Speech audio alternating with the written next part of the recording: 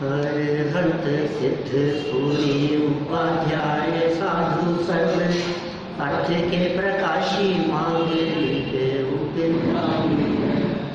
तिनको स्वरूप जान राग दे भई जो भक्ति काय को न मांगे को ऊंचाई। धन्य धन्य दिन हिते काज सब आज भये कर जोड़े बारे बारे वंदना। मंगल कल्याण सुख में सो हम चाहत है ओ मेरी ऐसी दशा जैसी तुम दारी है। ओ मेरी ऐसी दशा जैसी तुम दारी है। ओ मेरी ऐसी दशा जैसी तुम दारी है। क्षत्र चूड़ामणि नामक ग्रंथ के आधार से यहाँ अज्ञानी जीव और ज्ञानी जीवों की चर्चा कल अपनी यहाँ हुई है। रानी के द्वारा स्वप्न देखने की चर्चा हुई और स्वप्न का फल भी पूछा गया और अक्रम से राजा द्वारा जवाब दिया गया।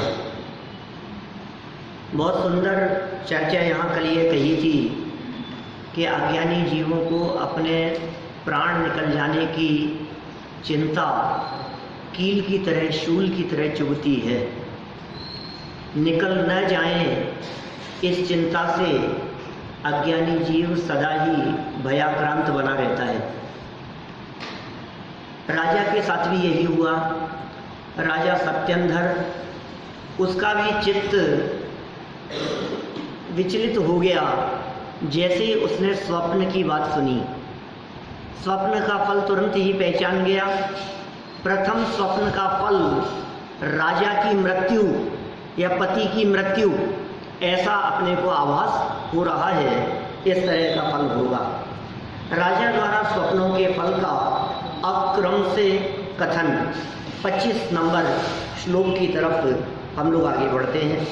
देखिए, देवी दृष्टस्त्वया स्वप्ने बाला शोक समौलिक आचष्टे सोदयं सूनु अष्टमालास्तु तद्वधूः।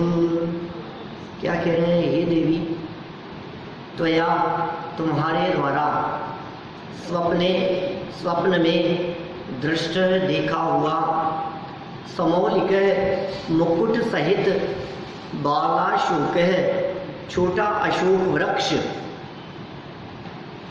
सौदयम पुण्यशाली, सुनुम पुत्र को आचष्टे कहता है तू, और अष्टमाला स्वप्न में देखी हुई 8 मालाएं, तद्वधू पुत्र की 8 स्त्रियां होंगी, ऐसा कथन करती है।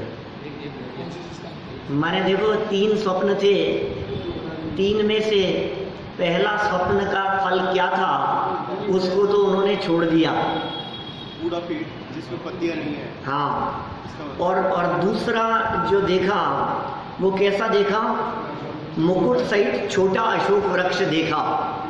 वो पुण्यशाली बालक को दिखा रहा है। अशोक वृक्ष ही अपने आप में शोक रहित पने का सूचक है। उसका नाम अशोक इसलिए है। अशोक वृक्ष जहाँ होते हैं ना, आप देखिए, रोग नहीं होते, बीमारियां नहीं होती, सुख शांति का सूचक है अशोक वृक्ष। तो ये अशोक वृक्ष देखा और छोटा देखा तो बहुत पुण्यशाली बालक होगा, ये पहले स्वप्न का अर्थ हुआ। और क्या देखा? अष्टमाला देखी। अष्टमाला, 8 मालाएं, बोले उसके गले में 8 कन्याएं वरमाला डालेंगी। अरे कैसे, किस प्रकार से अर्थ निकले हैं, ऐसा कथन करते हैं ये स्वप्न। सरल अर्थ देखिए नीचे। हे रानी, स्वप्नों का फल सुनो। आपने जो स्वप्न में मुकुट सहित छोटा पर मनोहर अशोक वृक्ष देखा है, उसके फल में आपको एक भाग्यशाली पुत्र रत्न की प्राप्ति होगी। ओहो। भाग्यशाली होगा, पुत्र रत्न होगा। एवं स्वप्न में जो 8 सुंदर और सुगंधित पुष्पमालाएं देखी है, उसके फल स्वरूप आपका भाग्यशाली पुत्र 8 सुंदर और सुशील कन्याओं का स्वामी होगा। 8 कन्याओं का स्वामी होगा। विशेषार्थ देखिए, पेज नंबर 12 पर चित्र है, 52 पेज नंबर 52 पर। हाँ, वो जो चित्र दिया है वो स्वप्न दिख रहे हैं। पहले का मतलब मैंने पहला जो स्वप्न दिख रहा है, सोती हुई विजया रानी, 52 नंबर पेज पर चित्र दिखा रखा है। सोती हुई रानी दिखाई दे रही है। और पहला स्वप्न दिखाई दिया लेफ्ट साइड में, जो पत्ते रहित एक पेड़ दिख रहा है, सूखा हुआ पेड़।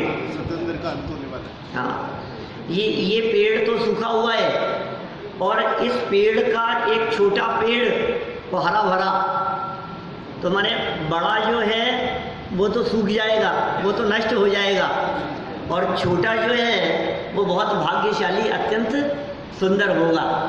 ये बड़े और छोटेपन का सूचक ये 2 स्वप्न हो गए। और तीसरे स्वप्न में मालाएं दिखाई दे रही है। ये बहुत सुंदर, जगह जगह बहुत सारे चित्र दिए हुए हैं, आगे भी बहुत सारे चित्र आएंगे। देखिए आगे, रानी ने जो 3 स्वप्न देखे थे, उनमें प्रथम स्वप्न का फल अनिष्ट कारक जानकर राजा ने क्रम भंग कर अगले 2 स्वप्नों का फल तो रानी को स्पष्ट रूप से समझा दिया, परंतु प्रथम स्वप्न का फल जानबूझकर नहीं बताया। तो क्या हुआ होगा? रानी ने पूछा नहीं होगा क्या जी, उसका तो बताओ, वो जो स्वप्न था। देखो, रानी द्वारा राजा से प्रथम स्वप्न का फल पूछना, पहले स्वप्न के बारे में रानी पूछ रही है। आर्य पुत्र ततः पूर्वं दृष्ट नष्टस्य किं फलम् कंगेलेरिति चेदेवी कथयत्येष किंचन। आर्यपुत्र, हे आर्यपुत्र, राजा से कह रही है, ततः पूर्वम, इससे पहले, दृष्ट नष्टस्य, दिखा और फिर नष्ट हो गया, ऐसे कंगेलेह अशोक वृक्ष का किम, क्या, फलम, फल है, देवी, हे देवी, इति चेत, यदि ऐसा पूछती हो तो, एष है, यह स्वप्न भी, किंचन, इसका ही कुछ, कथयति, कहता है, ऐसा समझो। क्या गोलमाल कर दिया? माने जो पहला स्वप्न था, यदि तुम उसका फल पूछती हो तो उसका भी ऐसा ही फल समझो कि वो बेटा बहुत भाग्यशाली है, राजा बनेगा, पुण्यशाली है, ऐसा पुत्र है, इससे संबंधित कुछ बात समझनी चाहिए। रानी विजया अत्यंत विनय और विशेष जिज्ञासा पूर्वक तथा कुछ भयाक्रांत होकर राजा से पूछती हैं, हे स्वामिन, हे प्राणनाथ, इन 2 स्वप्नों के पहले जो स्वप्न आया था कि एक बड़ा अशोक वृक्ष दिखा और तत्काल नष्ट हो गया, उसका क्या फल होगा? कृपा कर बताइए। उत्तर टालने की भावना से राजा अनिच्छा पूर्वक कहते हैं कि हे प्रिय, आपका यह स्वप्न भी राजपुत्र और रानियों के विषय में ही कुछ कहता है, ऐसा समझो। रानियों के विषय में और राजपुत्र के संदर्भ में कुछ कह रहा है, अरे समझ लो कि वो राजपुत्र बिना पिता के रहेगा, रानियों के संदर्भ में कह रहा है कि रानियां विधवा हो जाएंगी। खोला नहीं उन्होंने कुछ भी, लेकिन समझ लो, माने बात असत्य भी नहीं थी, क्योंकि जुड़ी हुई तो उन्हीं से थी। ऐसा थोड़ी ना होता है स्वप्न इसको आए और फल किसी और को मिले, ऐसा नहीं होता। जिसको स्वप्न आया है ना, उससे रिलेटेड है बात। मेरे को स्वप्न आया कि वो नरेंद्र मोदी का क्या होगा, अरे ये तो तुम्हारा क्या लेना देना है उससे? सबके स्वप्न अपने अपने ही भविष्य में होने वाली शुभ और अशुभ घटनाओं से रिलेटेड होते हैं। तो रानी को जो स्वप्न आया है वो रानी के ही भविष्य में शुभाशुभ की घटनाओं से रिलेटेड है, तो कह दिया राजपुत्र और रानी से ही संबंधित है। और स्वप्न का फल राजा अपना मरण जानकर भी अपनी रानी को नहीं बताना चाहता था, परंतु स्वप्नों का फल अक्रम से बताना एवं प्रथम स्वप्न का फल स्पष्ट न बताने के कारण रानी के मन में शंका उत्पन्न होना स्वाभाविक थी। नासमझ तो थी नहीं।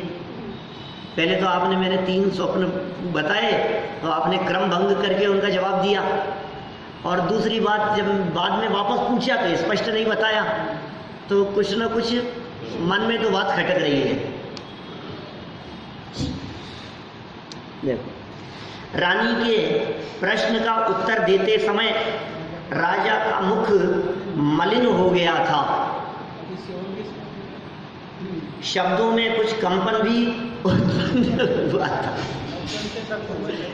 नहीं, ऐसा कुछ नहीं है। माने जो कहते समय शब्दों में जो थोड़ी सी झिझक है, उससे ये बात स्पष्ट होती है कि कहीं ना कहीं कुछ गड़बड़ है, ताल में काला है। तो देखो क्या हुई, परिस्थिति क्या बनी, रानी का मूर्छित हो जाना। घबराहट में रानी मूर्छित होकर के गिर पड़ी। इतीश वाक्यम शुश्रूषि महिषी भुवि पेतुषी मूर्छिता तन मुख ग्लानिर वक्त्रम भक्ति मानसम। क्या कह रहे हैं? इति माने इस प्रकार, ईश वाक्यम स्वामी का वाक्य, शुश्रूषि सुनकर, महिषी पटरानी, तन मुख ग्लाने हैं उनके मुख की मलिनता देखने से, भुवि पृथ्वी पर, पेतुषी गिरकर, मूर्छिता मूर्छित आसीत हो गई। शब्द सुनकर के वो क्या हो गई? मूर्छित हो गई। यहाँ नीति भी कुछ बतला रहे हैं। अत्र नीति ही निश्चय से, वक्त्रम माने मुख, मानसम मन के भावों को वक्ति कह देता है। एक और नीति है कि कोमल जीवन जो है वो घातक होता है। इतनी सी भी चीज सहन नहीं हो पाई, मूर्छित हो गई। हाँ, सही बात है। वो जो है वो आपकी कहीं और कहीं बड़ी सुनी हुई होगी, यहाँ तो नहीं है ये नीति। नहीं, इसको पढ़ने से समझ, इसको पढ़ने से ख्याल में आ रही है बात। लेकिन यहाँ नीति क्या कह रहे हैं? वक्त्रम वक्ति ही मानसम। क्या सूक्ति क्या है? अंडरलाइन करें। वक्त्रम वक्ति ही मानसम। Face is the index of mind, heart. दिल और मन का दर्पण है चेहरा। चेहरा इस बात को दिखाता है आपके मन में क्या चल रहा है। आप यदि गुस्से में होता है व्यक्ति तो चेहरा अलग प्रकार का होता है, प्रसन्न मुद्रा में होता है तो अलग प्रकार का होता है, चिंता मग्न होता है तो चेहरा दिखा देता है कुछ चिंता है, कुछ खेद खिन्नता दुख होता है तो चेहरा अलग प्रकार से रिएक्ट करता है। माने चेहरे से इस बात का पता लग जाता है कि अंदर में क्या चल रहा है। वक्त्रम वक्ति ही मानसम। ये कैसे जो सूक्तियाँ बनी हैं, ये सब कितने 1000 साल पहले लिख दिए। वादीप सिंह सूरी ने 1000 साल पहले ये नीतियाँ बतला दी है। ये सच्चाई है। कोई व्यक्ति कितना भी छिपाने का प्रयास करे, लेकिन दिल के भाव चेहरे पर आ ही जाते हैं। आंखें बोल देती है, चेहरा बोल देता है। देखिए सरलार्थ। इस प्रकार राजा के वचन सुनकर रानी विजया राजा के मुख की मलिनता देख भयाक्रांत हो मूर्छित होती हुई पृथ्वी पर गिर पड़ी। यह सच है कि मुख की आकृति मन के भावों को प्रकट कर देती है। मुख की आकृति मन के भावों को प्रकट कर देती है। देखो, अशुभ की आशंका मात्र से, अभी कोई अशुभ होगा ये सुना नहीं है, कोई अशुभ घटना घटेगी इस बात का रानी को पता भी नहीं है, लेकिन कुछ ऐसा आभास मात्र हो रहा है, इतने मात्र से भयाक्रांत होकर मूर्छित हो गई। ये जगत के जीवों का स्वरूप है इसी प्रकार का। जब कभी ये ज्योतिषी को जाकर के हाथ दिखाते हैं तो ये अच्छी बात सुनना चाहते हैं क्या? ये इसलिए नहीं हाथ दिखा रहे हैं उसको जाकर के कि कुछ खराब बतला दो। बताओ, आप अपने बेटे की जन्म पत्री ले जा करके ज्योतिषी को दिखाओ तो आप ये सुनना चाहते हो बहुत भाग्यशाली होगा, बहुत अच्छा होगा, संपन्न होगा, अच्छी आयु होगी, ये बातें आप उसको दिखा के सुनना चाहते हो? ज़्यादा पैसे देता हैं? तभी ज़्यादा पैसे। वो भी ऐसी बातें सुनाता है। आज तक कभी ऐसा नहीं हुआ होगा कि किसी ज्योतिषी को किसी ने जन्म पत्री दिखाई हो। 99% केस में वो प्रशंसा ही करता है। यदि उसको कदाचित कोई अशुभ बात दिख भी जाए तो बताता नहीं, क्या गोपनीय रखता है उस बात को। तो जगत के जीवों का स्वरूप ही इसी प्रकार का है, अच्छी बात ही सुनना चाहते हैं और खराब बात सुन ले तो वो खराब तो होगी तब होगी, अभी से खराब हो गया क्या? आपको ये कह दिया जाए ना 2 साल बाद में आपके साथ में ऐसी घटना घटने वाली है क्या कि आप जिंदगी भर बिस्तरों पे पड़े रहोगे। अभी आज से ही चालू हो गया इसका, तो अभी से बिस्तर दिखने लग गए इसको। और ये और कह दे कि मैं जो कह रहा हूँ ना इस बात की गारंटी दे रहा हूँ, कहो तो मैं लिख करके दे दूँ आपको स्टाम्प पेपर के ऊपर ये स्थिति होगी आपके साथ में। आप बोलो क्या करें? ये उस ज्योतिषी की बात पर तो इतना भरोसा करता है और यहाँ ये वीतरागी संत ये कह रहे हैं कि तेरी कुछ सालों बाद में ऐसी दशा होगी कि कान से सुनाई नहीं देगा, आंखों से दिखाई नहीं देगा।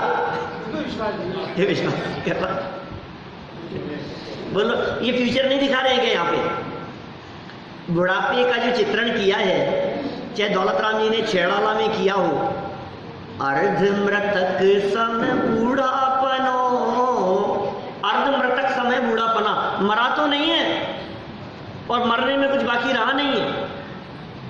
वृद्धावस्था में लोगों की दशा देखो तो सही, बिस्तर पर पड़े हुए, जिन्होंने खाट पकड़ ली हो, जिनसे उठा बैठा नहीं जाता है, ऐसे क्या हालत होती है उनकी।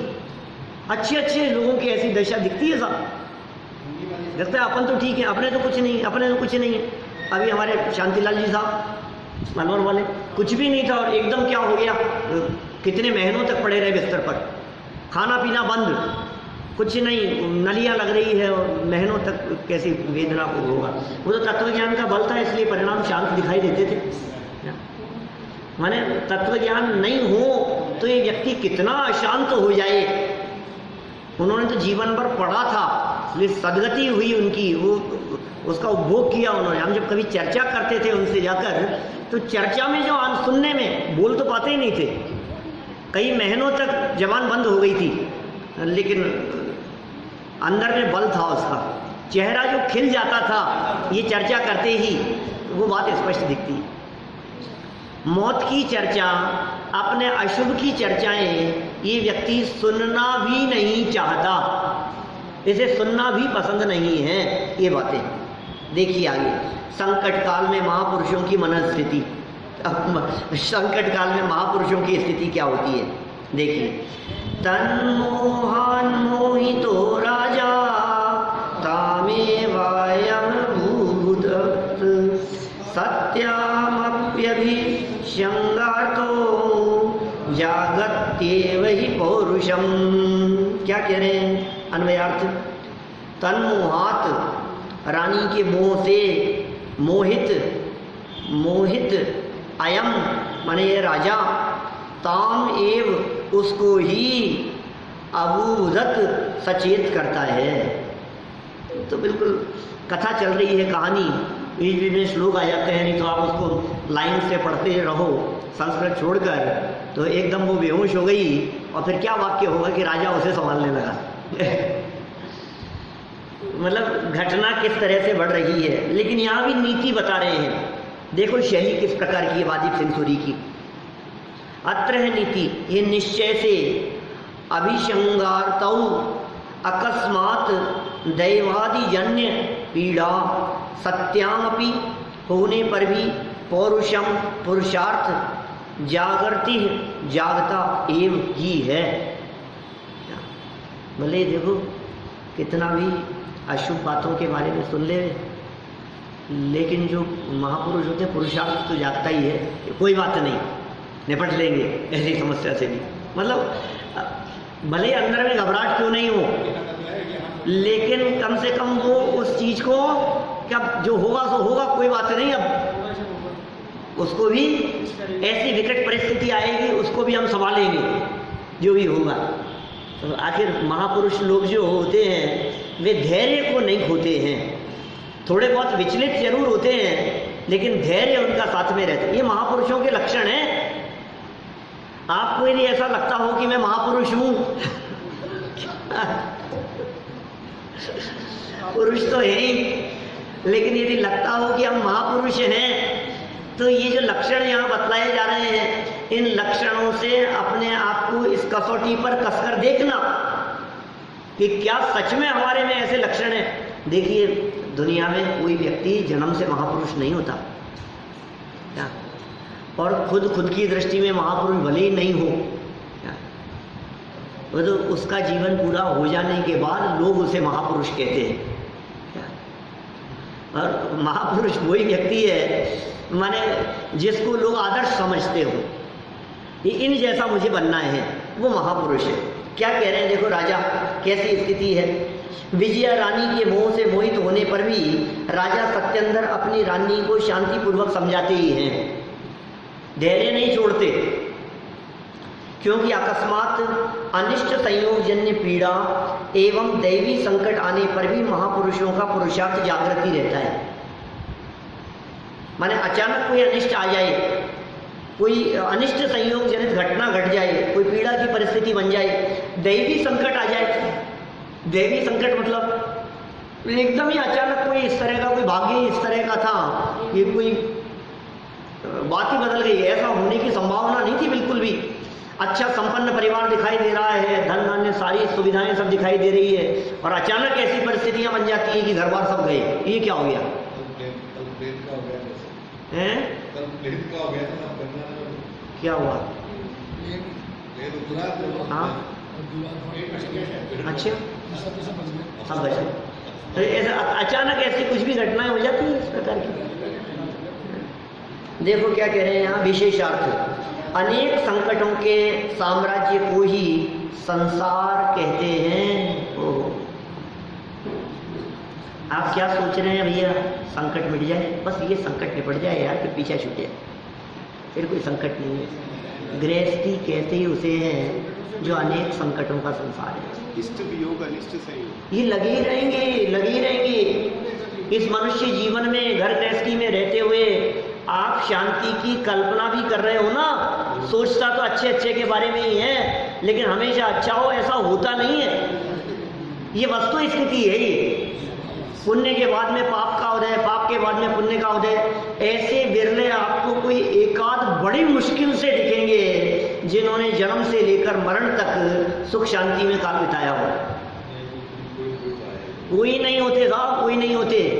जिनके कभी पेट दर्द नहीं हुआ हो, जिनके कभी सर दर्द नहीं हुआ हो, जिनके कभी किसी में परिवार में किसी का वियोग नहीं हुआ हो, जिसको कभी लॉस नहीं हुआ हो, नुकसान नहीं हुआ हो, ऐसे लोग कहाँ मिलेंगे? ये धन्य कुमार जैसे पुण्यशाली तो आपको मिलेंगे ही नहीं कहीं। और आप क्या समझ रहे हैं, वो धन्य कुमार की इतने पुण्य की चर्चा उस कथा में जरूर की है। कहानी सुनिए धन्य कुमार की, कभी सुनाएंगे कभी। मेरा तो एक विचार ऐसा भी है कि अभी तो खैर संडे है ही नहीं अपने पास में, लेकिन संडे टू संडे कोई अलग चर्चा स्पेशल टॉपिक पर की जाए। ये तो जो चल रहा है सो चल रहा है क्या, लेकिन संडे को स्टोरी डे बनाया जाए, ऐसा है। पौराणिक कहानियाँ, एक कहानी की चर्चा की जाए। कोई पौराणिक जो अपने इस तरह के चित्र हैं, कथाएं हैं, जिन मंदिरों में लगे रहते हैं, उन कथाओं की चर्चा की है अलग अलग, हर संडे को एक अलग हटके। मैं सोचता रहता हूँ, मेरे दिमाग में पता नहीं क्या क्या योजनाएं चलती रहती है। अभी कितना क्या हो पाता है तो भगवान के ज्ञान में झलक रहा है, लेकिन ऐसा विचार आता है कि कभी संसार वृक्ष की चर्चा करो, बच्चे बैठे हैं, चित्र सामने हो, उसके बारे में समझाओ। कभी षटलेशिया के चित्र के बारे में समझाओ, कभी कोई ऐसी पौराणिक कहानियाँ प्रसंग लेकर के। अब ये तो चलेगी अपनी लंबी, ये तो साल भर की हो गई अपनी व्यवस्था, क्षत्र चूड़ामणि की। लेकिन संडे टू संडे कोई नया टेस्ट, कहीं नए नए सिद्धांतों की चर्चा भी हो सकती है। कोई एक टॉपिक ले लिया और उस टॉपिक के बारे में भाई ये इतना खत्म, तो संडे की पाठशाला नाम दिया जा सकता है उसको अलग से, और वो योजना बाहर भी की जा सकती है ऐसा। तो एक कथा की चर्चा होगी वहाँ सिर्फ। चलो क्या कह रहे हैं यहाँ पर, अनेक संकटों के साम्राज्य को ही क्या कहते हैं, संसार कहते हैं। आप संसार में हो या नहीं ये बताओ, कि साहब हम तो संसार में ही हैं। तो ऐसा होगा नहीं कि कोई व्यक्ति आपको अपशब्द नहीं कहे, ऐसा होगा नहीं कि कोई व्यक्ति आपकी निंदा नहीं करे, ऐसा होगा नहीं कि किसी व्यक्ति के हृदय में आपके प्रति विरोध भाव नहीं हो, ऐसा नहीं हो सकता है कि दुनिया में सारे लोग आपको पसंद करने वाले ही हों, बहुत से लोग नापसंद करने वाले भी होंगे, क्योंकि ये संसार का स्वरूप है। अनुकूलताएं, प्रतिकूलताएं, सुभग दुर्भग कर्म प्रकृतियों के उदय, ये ऐसी परिस्थितियां इस संसार दशा में बनी ही रहती हैं। कभी घुटनों का दर्द होगा, कभी पेट की प्रॉब्लम होगी, कभी हार्ट की हो जाएगी तो कभी डायबिटीज़ की होगी, कभी दांत दर्द करेगा तो कभी आंखें जलेंगी, ये चलेगा ऐसा। कभी सर्वेंट नहीं आएगा क्या, तो कभी आकर के भी नहीं सुनेगा, कभी आपकी इच्छा के अनुसार नहीं चलेगा, कभी बच्चे सामने जवाब दे देंगे तो कभी आपकी आज्ञा के अनुसार चलते हुए दिखाई देंगे। सब बनती है इस प्रकार की परिस्थितियाँ। कभी अच्छा काम करते करते काम बिगड़ जाएगा, कभी अच्छी सब्जी बनाते बनाते खराब हो जाएगी, कभी रोटी जल जाएगी, कभी दूध उफंड जाएगा, कभी गाड़ी टकरा जाएगी, कभी खड़ी गाड़ी की कोई टक्कर मार के चला जाएगा, कभी बिल ज़्यादा आ जाएगा। ये तो चलते रहेंगे, संसार दशा है, ये जंजाल क्यों नहीं चलेंगे। ये संसार दशा में इस प्रकार की परिस्थितियां नहीं बनेंगी तो फिर कहाँ जाकर के बनेगी, मोक्ष में थोड़ी ना होगी ये सारी परिस्थितियां, या मुनि हो जाने के बाद में थोड़ी ना होगी ऐसी परिस्थितियां। ये तो सब संसार कहते हैं उसे, ये संसार की सुंदर परिभाषा है। बोलो ऐसी परिभाषाएं कितनी सुंदर लगती है। अनेक संकटों के साम्राज्य को ही संसार कहते हैं। ये वादीप सिंह सूरी जैसे आचार्य कह सकते हैं संसार किसे कहते हैं, बोलो कौन जाने इस परिभाषा, संसार किसे कहते हैं। लोग तो शादी करने को भी कहते हैं कि संसार बसा लिया, संसार बसा लिया ना। अब सुनो संसार किसे कहते हैं। तुमने संसार बसाया है, ये संसार किसे कहते हैं, संकटों का साम्राज्य। विपत्ति के काल में भी सहज और शांत रहना ही महापुरुषों का लक्षण है। लक्षण किसे कहते हैं, जो पहचान का चिन्ह हो उसे लक्षण कहते हैं। क्या अनेक मिली हुई वस्तुओं में से एक वस्तु को भिन्न छांट लेने वाले को लक्षण कहते हैं। व्यावृत्ति हेतु लक्षणम, लक्षण का लक्षण क्या है। लक्षणाभास पढ़े थे, है ना। क्या थे लक्षणाभास, द्रव्य का परिचय करें। क्या थे लक्षणाभास, अव्याप्ति, अतिव्याप्ति, असंभव। कोई जो लक्षण हमने बनाया है उसमें 3 तरह के दोष होने की संभावना है। या तो अव्याप्ति दोष होगा, या अतिव्याप्ति दोष होगा, या असंभव दोष होगा। मुझे मालूम है आप लोगों के चेहरे दिखा रहे हैं कि दिमाग के ऊपर, फिर भी शब्द तो याद आए होंगे, कुछ तो सुने हुए शब्द तो लग रहे हैं। अव्याप्ति, अतिव्याप्ति, असंभव, ये लक्षण में नहीं होने चाहिए। लक्षण किसे कहते हैं, जिससे किसी व्यक्ति को, किसी वस्तु को पहचाना जाए, वो है लक्षण। 2 तरह के लक्षण होते। अब ये कौन से हुए, आत्मभूत और अनात्मभूत।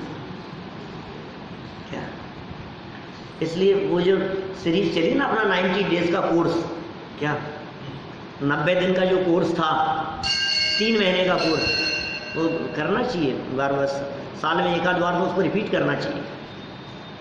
और 1 आध 2 बार तो उसको रिपीट कर लिया ना तो फिर सारे सिद्धांत, जो टेक्निकल लैंग्वेज है अपने शास्त्रों की, वो सब क्लियर हो जाएगी सारी। वो 3 महीने का कोर्स माने 90 प्रवचन नहीं है, 180 प्रवचन है, 1.5 घंटे रोज देना पड़ेगा। पौने 200 के आसपास होंगे शायद प्रवचन, इतने तो होंगे ना। हाँ, देखो क्या कह रहे हैं, एक आत्मभूत लक्षण होता है, एक अनात्मभूत लक्षण होता है। जो लक्षण किसी व्यक्ति में या किसी वस्तु में सदाकाल पाया जाए, वस्तु के अंदर हो, उसे कहते हैं आत्मभूत लक्षण। तो कैसे पहचाना आपने? वो आत्मभूत लक्षण से पहचाना। आपने अमिताभ बच्चन को कैसे पहचाना ये बताओ? उसके आत्मभूत लक्षण से पहचाना। भले ही आप लक्षण भले ही नहीं बता पा रहे हो, लेकिन उसका जो चेहरा है, समझ लीजिए आप 80s में आई हुई शोले पिक्चर का अमिताभ बच्चन और ये कौन बनेगा करोड़पति खिलाने वाला अमिताभ बच्चन, इन दोनों की शक्ल में जमीन आसमान का अंतर है।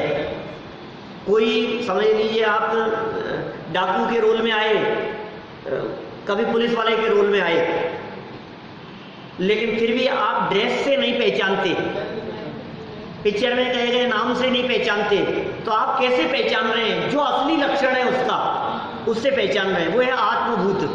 अनात्मभूत लक्षण क्या होता है? अनात्मभूत लक्षण किस प्रकार का है?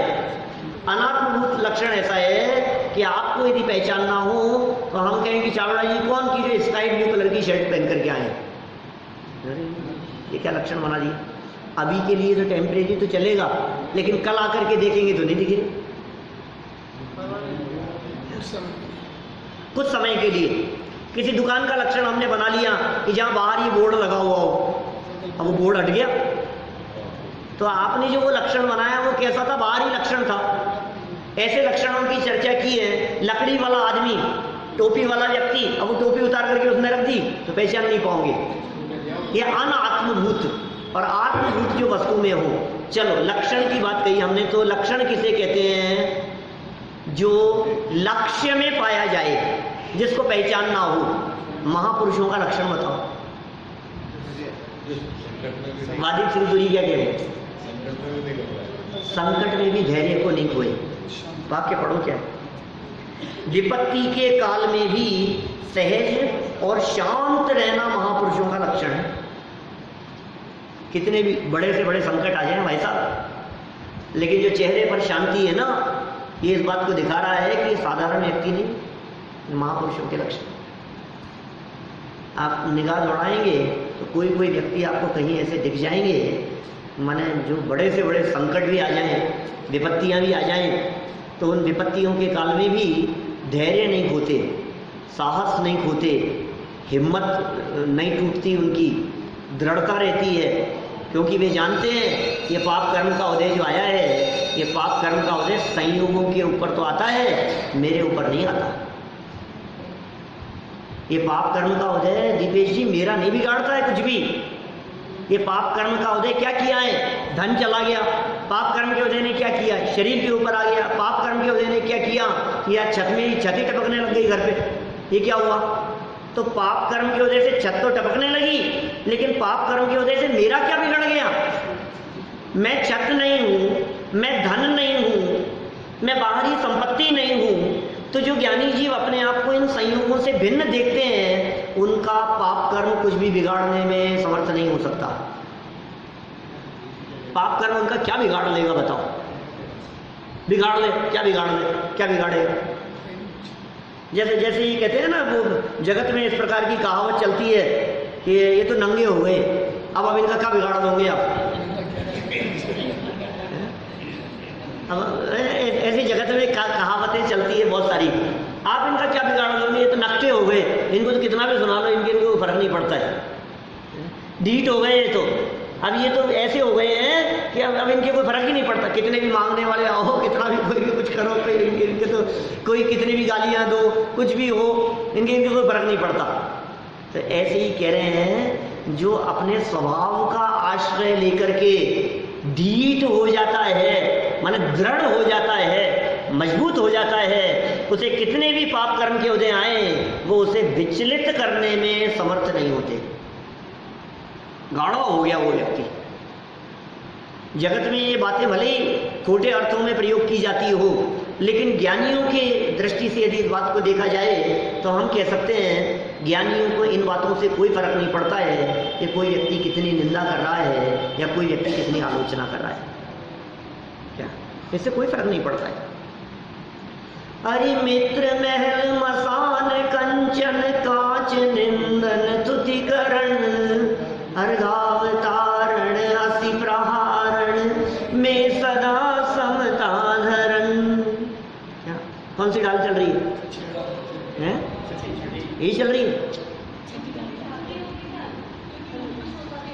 अरि मित्र, शत्रु हो या मित्र हो, महल मसान कंचन कांच निंदन थुतिकरण अर्घावतारण असी प्रहारण।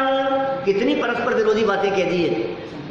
मैं सदा समता धरन, लाखों वर्षों तक जीऊं या मृत्यु आज ही आ जाए।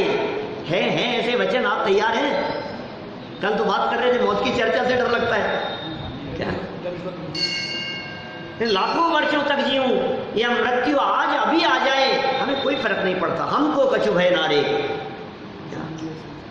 अब हम अमर भय न मरेंगे। संकटों के काल में भी सहज रहना, शांत रहना, ये महापुरुषों का लक्षण है। ज्ञानी जीवों का जीवन बड़ा विचित्र होता है। ज्ञानियों के अंदर में जो धैर्य होता है वो बड़ा अद्भुत होता है। 6 महीने तक रामचंद्र जी को सीता नहीं मिली, लेकिन धैर्य नहीं खोया उन्होंने। संकट के काल में यदि धैर्य ही खो दे, देखो ज्ञानी की पहचान तो उसका धैर्य और शांति है ना। अब आपने धैर्य ही खो दिया तो इसका मतलब ज्ञानी नहीं है। विपत्ति के आने पर विचलित हो जाना ये कोई बड़ी बात नहीं है। विपत्ति आएगी तो विचलित होते ही हैं, लेकिन विपत्ति के काल में भी विचलित ना होवे, वे महापुरुष हैं। सुनो, विपत्ति के काल में विचलित ना होवे, इसमें भी कोई बहुत बड़ा महापुरुष नहीं है। असली बड़ा महापुरुष तो तब है कि जब प्रशंसा के काल में भी विचलित नहीं हुए। क्या समझ में आ रही है बात? निंदा और आलोचना के काल में विचलित नहीं होने वाले ऐसे महापुरुष तो कई मिलेंगे आपको, क्या? लेकिन प्रशंसा भी जिनको प्रभावित नहीं कर पावे, वे महापुरुष ये हमारे वितरागी संत होते हैं। ये सम्यक दृष्टि वेद विज्ञानी ऐसे ज्ञानी होते हैं, कोई फर्क नहीं पड़ता भाई साहब। आप कितने हमारे को प्रशंसा कर रहे हो, तारीफ कर रहे हो, हम जानते हैं यार ये प्रशंसा चंद क्षण की है, क्या दम है इस प्रशंसा में। बनारसी दास जी ने एक लाइन कही है बहुत सुंदर नाटक समयसार में, नरक की साई है बड़ाई 1.5 दिन की।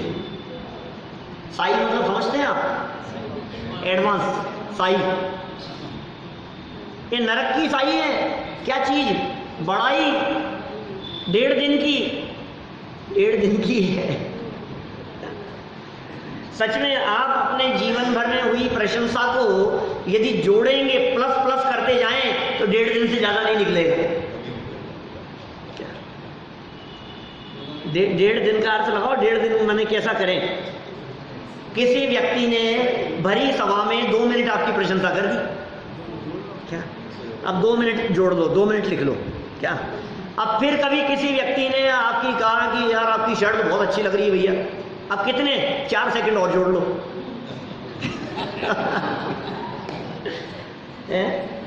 फिर किसी व्यक्ति ने कहा कि यार आप तो बहुत सरल हो, ये 2-4 सेकंड और जोड़ लो।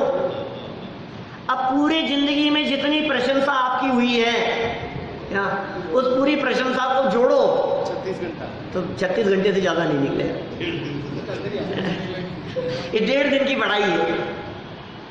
अब इस 1.5 दिन की बढ़ाई में पूरी जिंदगी की बढ़ाई की बात चल रही है, उसको तो छोड़ो, ये पूरी जिंदगी की बढ़ाई नहीं, ये तो 4 शब्द किसी व्यक्ति ने कहे तो उसमें ऐसा बावड़ा हो जाता है, क्या? 4 शब्द सुनकर के इतना पागल हो जाता है कि उसको पता नहीं कितने लंबे समय तक घुमाए रखता है, दिमाग में घुमाता रहता है। मेरी प्रशंसा हुई, मेरी प्रशंसा लेकर के घूम रहा है। नरक की साई है बढ़ाई 1.5 दिन की। हमारे वचन नहीं है, 400 साल पहले बनारसी दास जी ने लिखे। देखो महापुरुषों का जीवन, पुण्य का उदय विचलित नहीं कर पाए, प्रशंसा जिन्हें विचलित नहीं कर पाए, प्रशंसा को भी, क्योंकि जो प्रशंसा दूसरों के द्वारा की जा रही, जैसे देखो निंदा के काल को कैसे जीतते हैं। निंदा के काल को जीतने का क्या आधार है? कि जिसकी निंदा और आलोचना की जा रही है ये मैं नहीं हूं, क्या? कोई आपको गालियां देवे, तुम्हारा सत्यानाश हो जाए, तुम्हारा ये हो जाए, तुम्हारे घर बार बिक जाए, रोड पर आ जाओ, कोई बात नहीं, हमारा क्या चला गया, हम क्या लेकर के आए थे जो हमारा चला जाएगा। ज्ञानी जी इस प्रकार विचार करते हैं। अब प्रशंसा के काल में लगाओ, किसी व्यक्ति ने आपकी प्रशंसा की कि भाई साहब हम दुआ देते हैं कि आपको पैसे की कमी नहीं रहे, तो भी सोचता है मेरा क्या बढ़ जाएगा।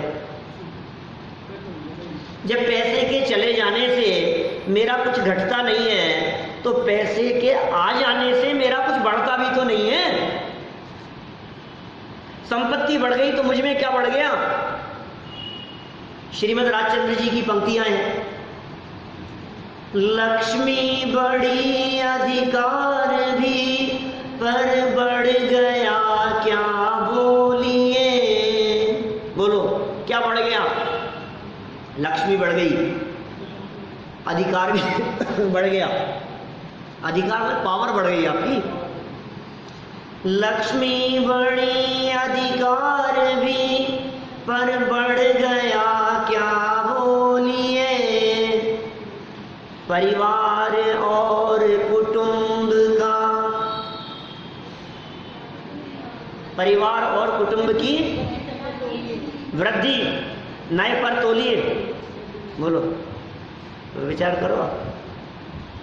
परिवार बढ़ गया, वृद्धि जो है ना इसकी नए पर तोलिए।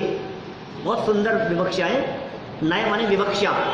हाँ, लोक व्यवहार में आप उसको बढ़ना भले ही कह दो, लेकिन सच्चाई ये है कि तुम्हारे में क्या बढ़ गया। पैसे के बढ़ने से बुद्धि बढ़ गई। हाँ, नरदेह की ये हार है, नहीं इसका तुझे है एक क्षण विचार है क्या, तुझे कोई विचार नहीं है इसका, क्या हो गया है। नहीं एक क्षण तुझको अरे इसका विवेक विचार है।